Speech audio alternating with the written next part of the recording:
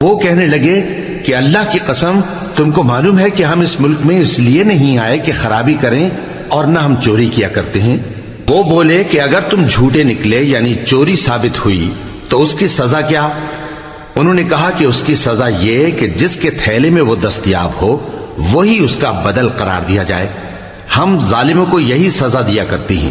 پھر یوسف نے اپنے بھائی کے تھیلے سے پہلے ان کے تھیلوں کو دیکھنا شروع کیا، پھر اپنے بھائی کے تھیلے میں سے اس کو نکال لیا۔ اس طرح ہم نے یوسف کے لیے تدبیر کی، ورنہ بادشاہ کے قانون کے مطابق وہ اپنے بھائی کو لے نہیں سکتے تھے مگر یہ کہ اللہ چاہے۔ ہم جس کے چاہتے ہیں درجے بلند کرتے ہیں، اور ہر علم والے سے بڑھ کر ایک بڑا علم والا ہے۔ برادران یوسف نے کہا کہ اگر اس نے چوری کی ہو تو کچھ عجب نہیں کہ اس کے ایک بھائی نے بھی پہلے چوری کی تھی، مگر یوسف نے اس بات کو اپنے دل میں مخفی رکھا اور ان پر ظاہر نہ ہونے دیا، یعنی زیر لب کہا کہ تم بڑے برے ہو اور جو تم بیان کرتے ہو اللہ اسے خوب جانتا ہے۔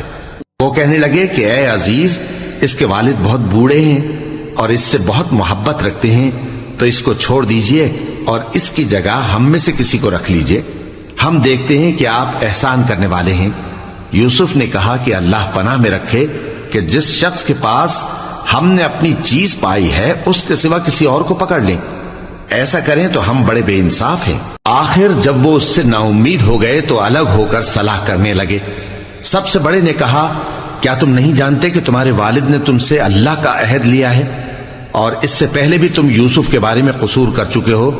تو جب تک والد صاحب مجھے اجازت نہ دیں میں تو اس جگہ سے ہلنے کا نہیں، یا اللہ میرے لیے کوئی فیصلہ کرے اور وہ سب سے بہتر فیصلہ کرنے والا ہے۔ تم سب والد صاحب کے پاس واپس جاؤ اور کہو کہ ابا آپ کے صاحبزادے نے وہاں جا کر چوری کی، اور ہم نے تو اپنی دانست کے مطابق آپ سے اس کے لے آنے کا عہد کیا تھا، مگر ہم غیب کی باتوں کے جاننے اور یاد رکھنے والے تو نہیں تھے، اور جس بستی میں ہم ٹھہرے تھے وہاں سے یعنی اہل مصر سے اور جس قافلے میں آئے ہیں اس سے دریافت کر لیجئے، اور ہم اس بیان میں بالکل سچے ہیں۔ جب انہوں نے یہ بات یعقوب سے آ کر کہی تو انہوں نے کہا کہ حقیقت یوں نہیں ہے، بلکہ یہ بات تم نے اپنے دل سے بنا لی ہے، تو صبر ہی بہتر ہے۔ عجب نہیں کہ اللہ ان سب کو میرے پاس لے آئے، بے شک وہ علم والا ہے، حکمت والا ہے۔